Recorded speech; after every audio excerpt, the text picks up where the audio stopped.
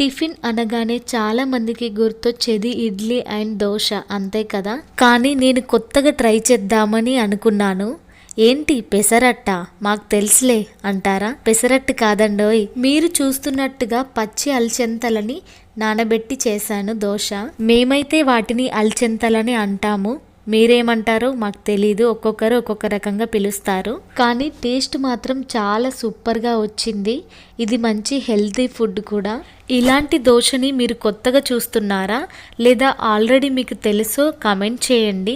నేనైతే first time చేస్తున్నాను ఇలా. మేము పెసరట్టు కూడా వేసుకుంటాము. సో ఈ అలచెంతలది ఫెయిల్ అయితే ఒకవేళ పెసరట్టు వేసుకోవచ్చు అనేసి నేను 2 నానబెట్టాను. కానీ ఈ పెసరట్టు కన్నా అలచెంతలది చాలా టేస్టీగా వచ్చింది. మీరు ఒకసారి ట్రై చేయండి. నా వీడియోస్ నచ్చితే నా ఛానల్ని సబ్స్క్రైబ్ చేసుకొని సపోర్ట్ చేయండి. Thank you.